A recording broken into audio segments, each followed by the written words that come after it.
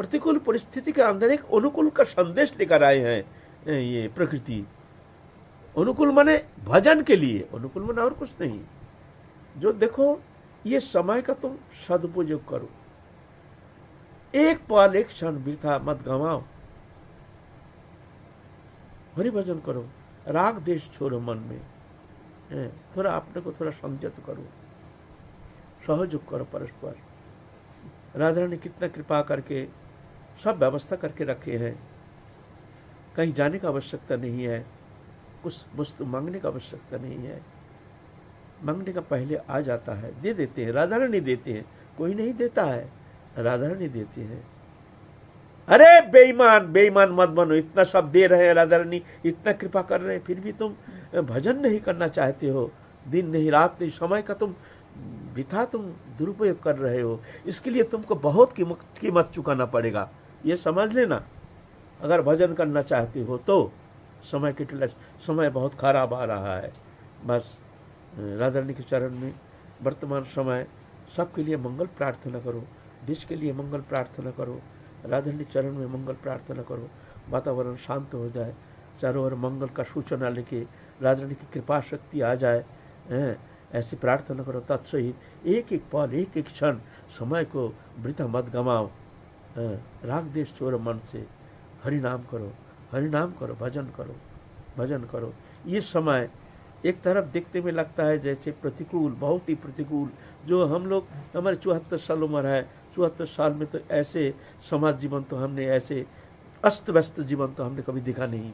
चारों ओर सन्नाटा, एक अमंगल की एक आंधी जैसे आकर के छा गया है चारों ओर।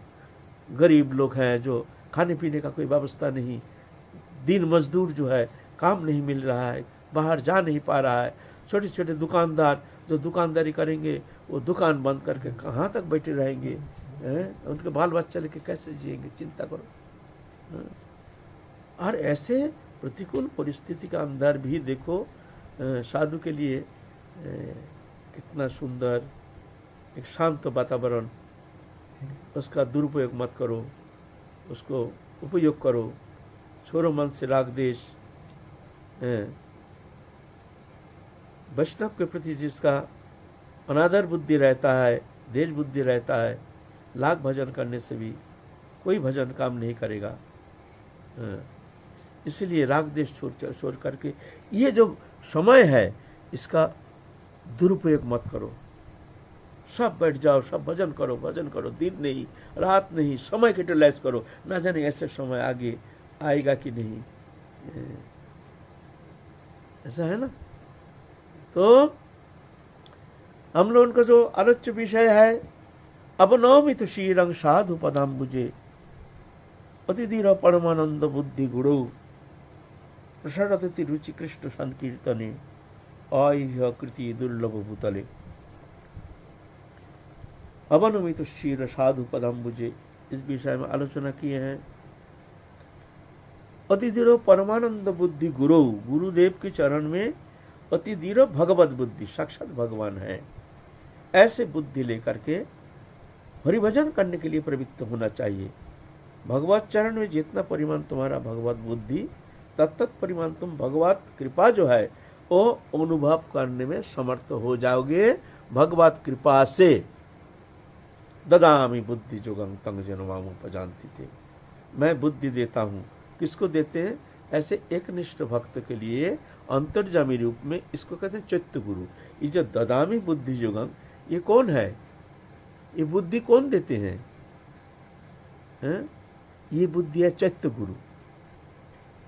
हमारे भीतर जो गुरुदेव बैठे हैं वही गुरुदेव अंतर्जामी रूप में हमारे भीतर बैठे हैं। वो जो व्यष्टि गुरु है, वो व्यष्टि गुरु और हमारे चैत्य गुरु जो अलग नहीं है। व्यष्टि गुरु प्रसन्न होने से चैत्य गुरु ददामी बुद्धि जोगं, तभी जाकर चैत्य गुरु उनको बुद्धि योग देते हैं और कृपा करते हैं।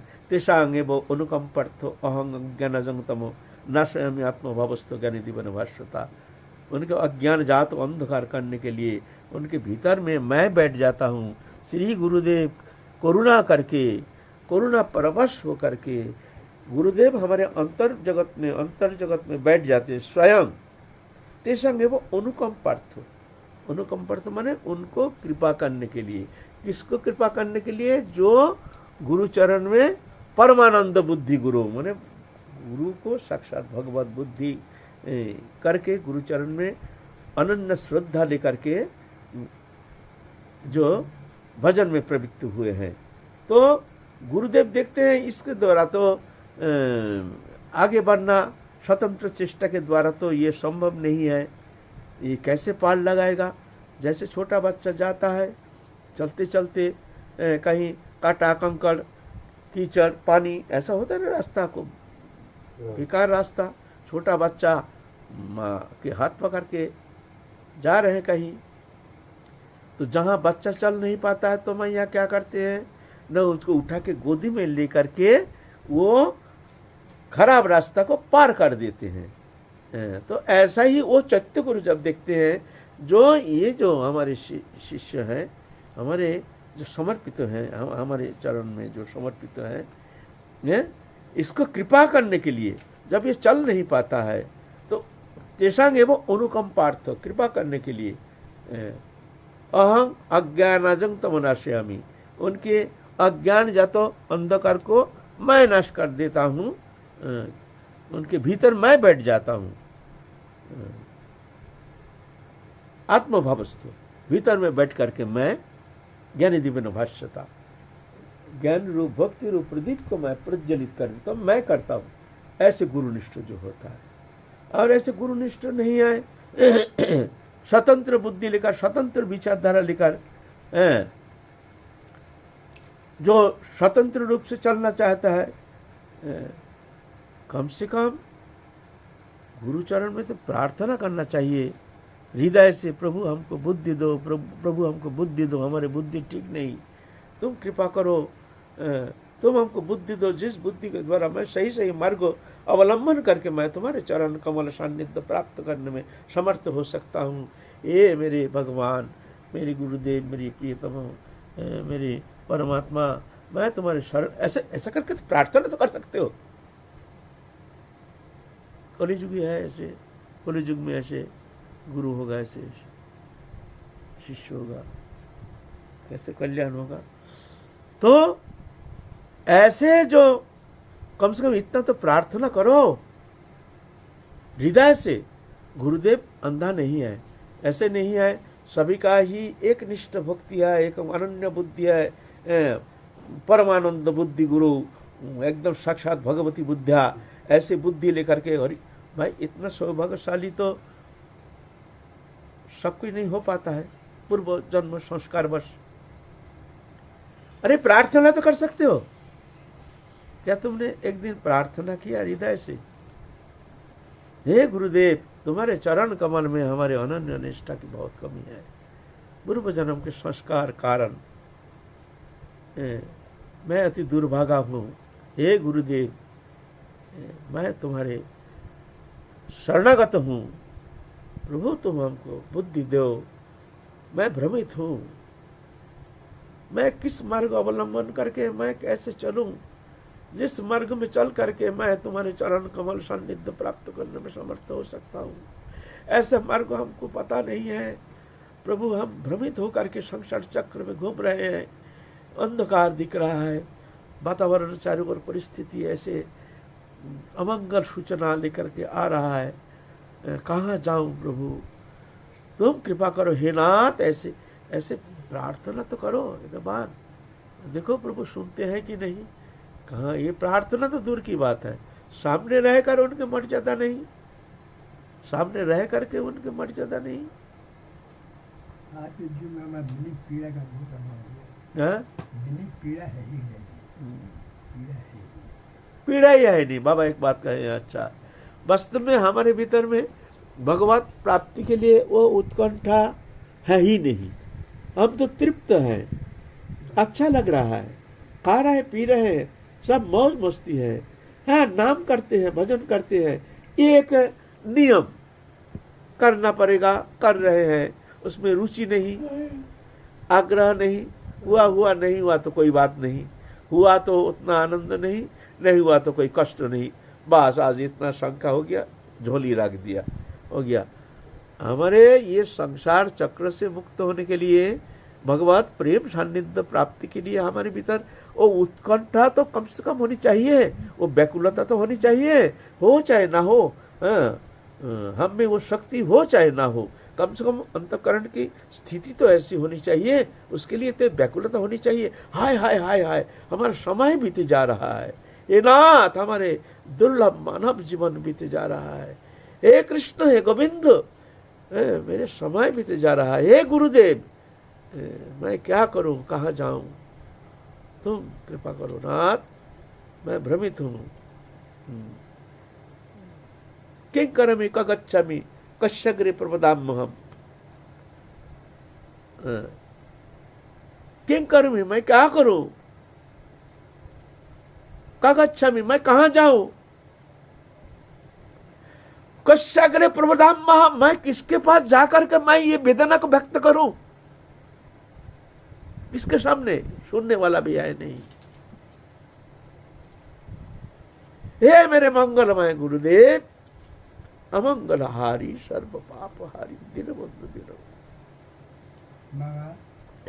हमारे भीतर तुम आकर के हमको बुद्धि दो, अब मैं क्या करूं, बड़ा अनर्थ हो, बड़ा अमंगल को सूचना, ना तो रक्षा करो रक्षा करो रक्षा करो। कम से कम इतना प्रार्थना भी मन में आ जाए तो जाके गुरुदेव तो देखते हैं कि ये तो कलिहत जीव है, अनादिकाल संसार चक्र में भ्रमण करते करते न जाने कैसे मानव तनु मिल गया है, उसकी कमी, उसकी दुर्बलता, उसके अकर्मण्यता ये तो जानते हैं भगवान। तो भगवान कृपा करते हैं, वो गुरुदेव चैतन्य रूपी गुरुदेव वो ऐसे नहीं है, ये तो मेरी विश्वास है कि ऐसे नहीं, वो तो कृपा करते हैं अयोग्य देख करके, अयोग्य जान करके, लेकिन ऐसे प्रार्थना तो होना चाहिए। हम तो तृप्त हैं, खा रहे हैं, पी रहे हैं, सो रहे हैं, कोई चिंता नहीं, दिन बीते जा रहा है, एक एक दिन काल चक्रों खिसक के ले जा रहा है हमारा। आज रात्रि सो जाते हैं, सुबह होते ही फिर वही चक्र, वही खाना पीना रहना, वही झगड़ा कलह अशांति, ये किया वो किया वो किया, क्या खाएंगे क्या करेंगे, बस इस तरह से एक एक दिन बड़े सुंदर ढंग से काल चक्र हमारे जीवन के सबसे कीमती समय को अपहरण करके ले जा रहा है और हम निश्चिंत होकर सो रहे हैं।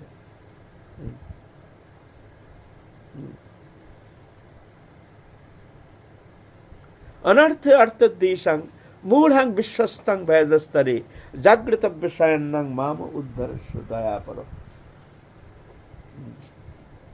अनर्थ अर्थ दृशं प्रार्थना कर रहे हैं, हे प्रभु जो अनर्थ, जो वस्तु हमारे लिए अनर्थ का कारण है उसको मैं अर्थ देख रहा हूँ। अर्थ माने हमारे लिए मंगलकारी, हमारे भोग्य पदार्थ हमारे जीवन के लिए वो बहुत ही जरूरी वस्तु है।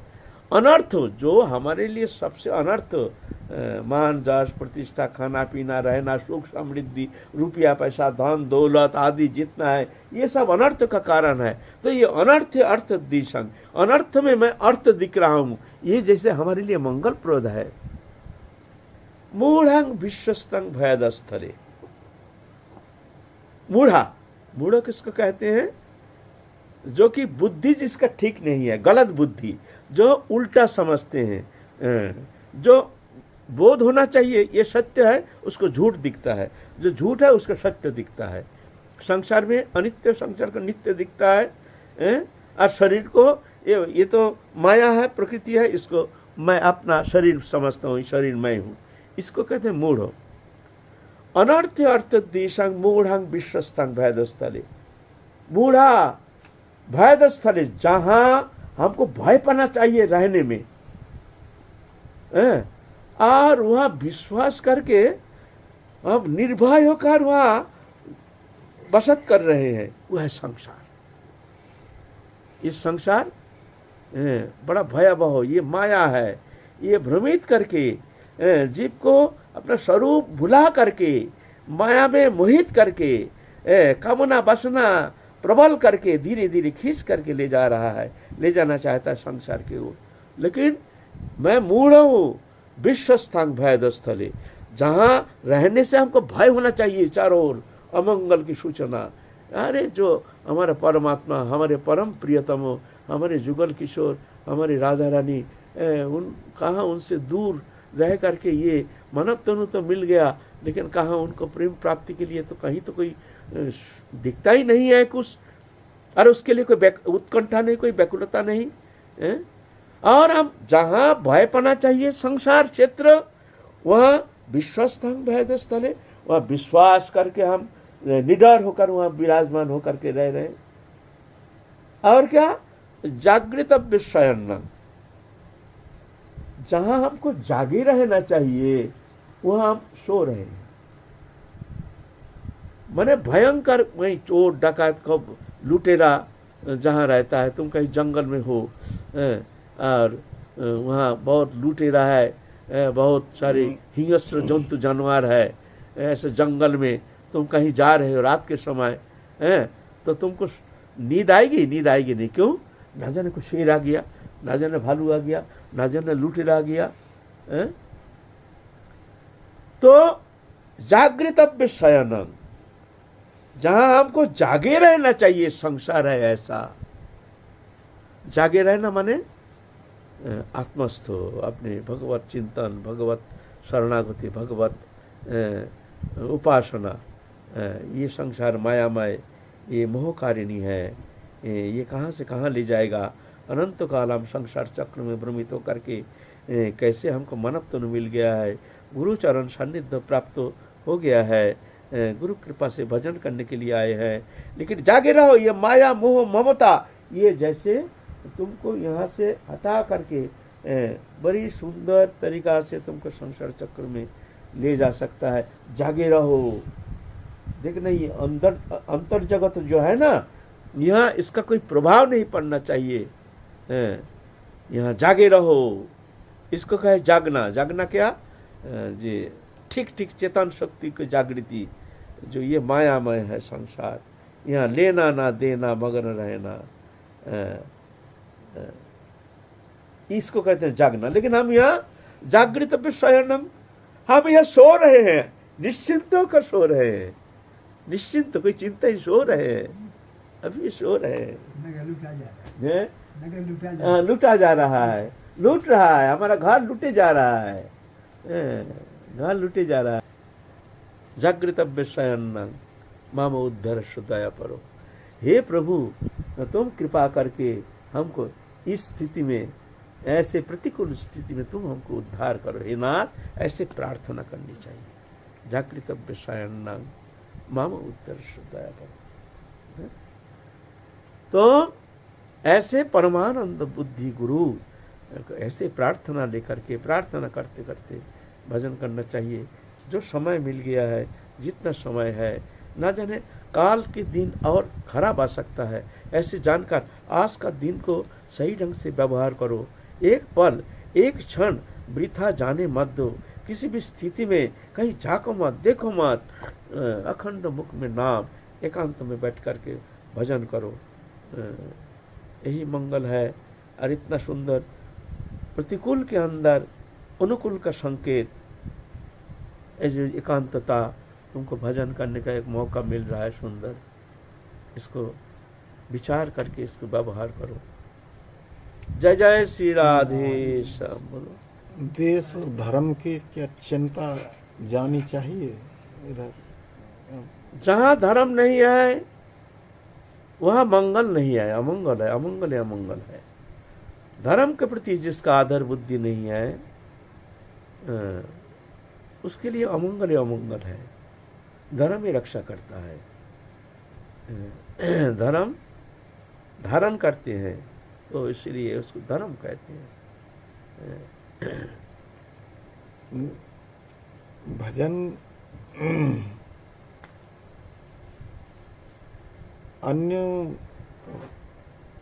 अन्य चिंता, भजन को छोड़ करके कोई भी चिंता क्या मन में आनी चाहिए? मन में तो भजन छोड़ करके और कोई प्रकार चिंता तो आना नहीं चाहिए, लेकिन कभी कभी तो आ जाता है। जैसे मान लो देश कल्याण, समाज कल्याण, जगत कल्याण के लिए एक स्वाभाविक चिंता होती है। जो साधु है वो तो सामग्रिक चिंता करते हैं, वो तो अपनी चिंता तो करती हैं, तब से चाहते हैं जगत कल्याण, जगत मंगल। तो ऐसा चिंता तो ठीक है, लेकिन जहाँ संकीर्णता, धर्म के प्रति अनादर बुद्धि, देहोदैहिक वस्तु पदार्थ के प्रति जिसके अधिक चिंता, ये तो अमंगल का सूचक है। ऐसा चिंता तो विघातक होता है।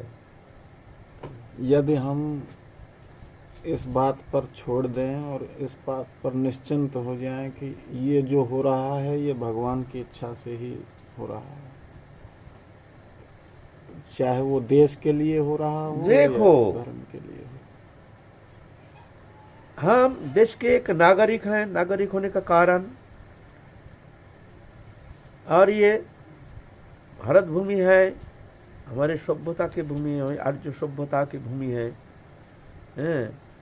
तो इसके लिए हमारे कुछ कर्तव्य हैं।